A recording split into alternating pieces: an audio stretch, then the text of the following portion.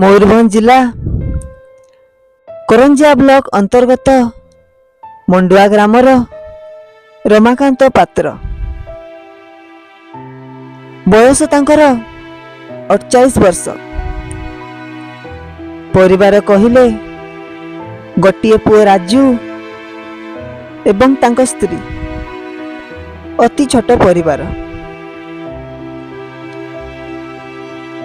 रमाकांत बाबू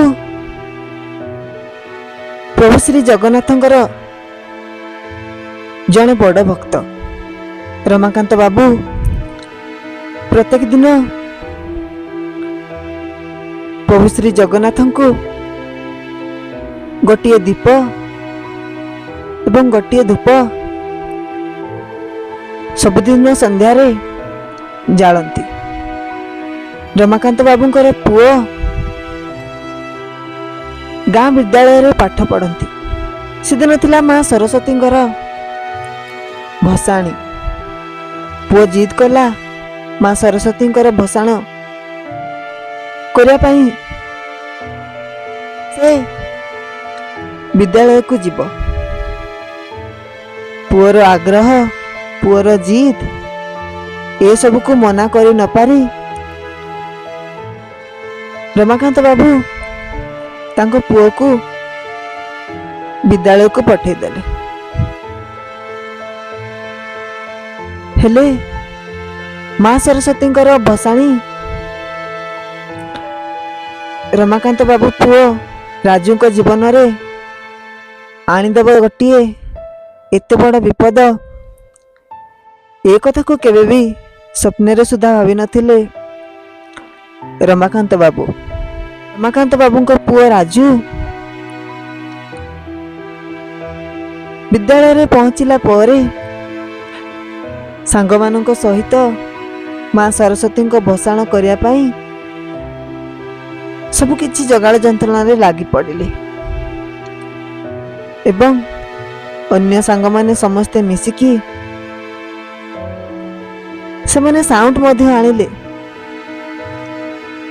एवं समस्ते छात्र छात्री मिसिकी माँ सरस्वती भसाण करिबारे बाहरी पड़िले। माँ सरस्वती भसाण रे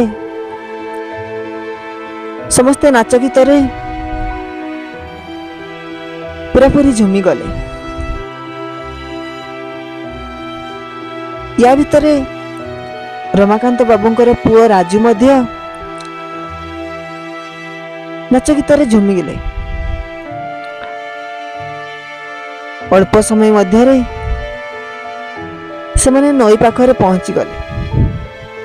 नई पाखरे पहुंचला मात्रे रमाकांत बाबूंकर पुओ राजू माँ सरस्वती मूर्ति धरिकी नई पाख को चली गले।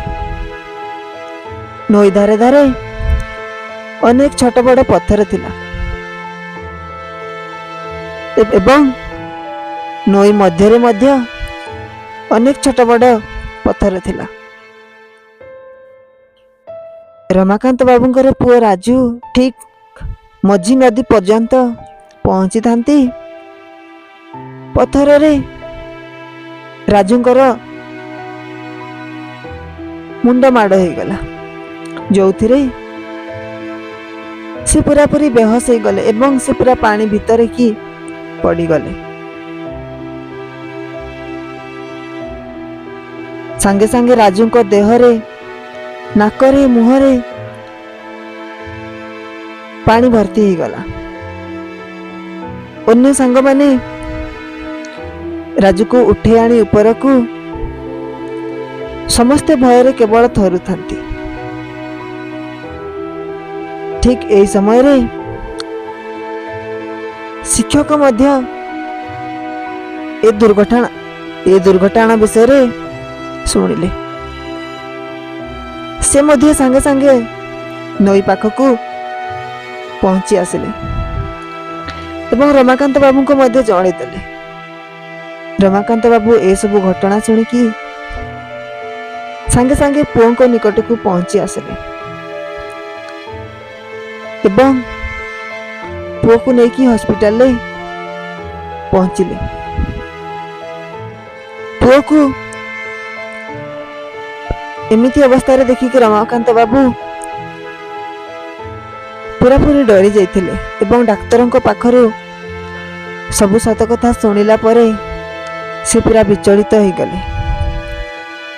ଡକ୍ଟର କହିଲେ, ହୁଏତ ଆପଣଙ୍କର ପୁଅ ପୁଣି ଥରେ ବଞ୍ଚି ନପାରେ। ଏସବୁ କଥା ଶୁଣିକି ରମାକାନ୍ତ ବାବୁ ପ୍ରଭୁ ଜଗନ୍ନାଥଙ୍କ ପାଖକୁ ଧାଇଁଲେ ଏବଂ କହିଲେ, ହେ ପ୍ରଭୁ ଜଗନ୍ନାଥ, ତମରି କୃପାରୁ ତ ମୁଁ ମୋ ପୁଅକୁ ପାଇଥିଲି। ତାହେଲେ ଆଜି ତମର ଏ କି ପରୀକ୍ଷା? ପୁଣି ତମେ କୋଉ ପରୀକ୍ଷା ନଉଛ ପ୍ରଭୁ? ଏମିତି କହିକି ତାଙ୍କ ମୁଣ୍ଡକୁ ସେ କାନ୍ଥରେ ବାଡ଼େଇବା ପାଇଁ ଲାଗିଲେ। ଠିକ୍ ସେହି ସମୟରେ କେହି ଜଣେ ଅଚିହ୍ନା ମଣିଷ ଆସିକି ରମାକାନ୍ତ ବାବୁଙ୍କୁ କହିଲେ, କଣ ହେଇଛି ପୁତ୍ର? କଣ ପାଇଁ ତମେ ଏମିତି ଦୁଃଖରେ ଥିଲା ପରି ଲାଗୁଛ?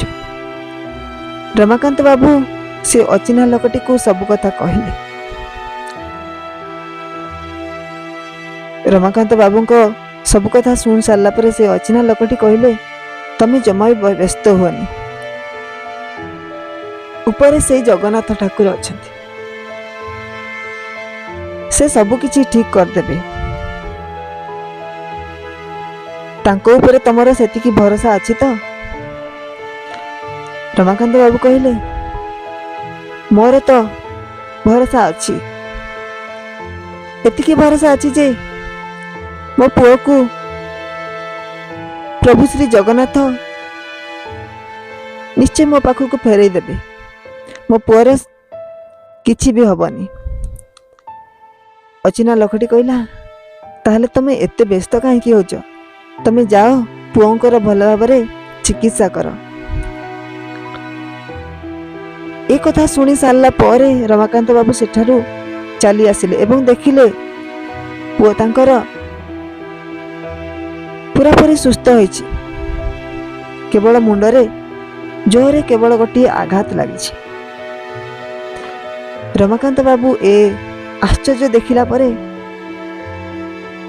ସେ ମନେ ମନେ ଭାବିଲେ, ଏସବୁ ହେଉଛି ପ୍ରଭୁ ଶ୍ରୀ ଜଗନ୍ନାଥଙ୍କର ହିଁ କୃପା ଏବଂ ମା ସରସ୍ୱତୀଙ୍କର କୃପା।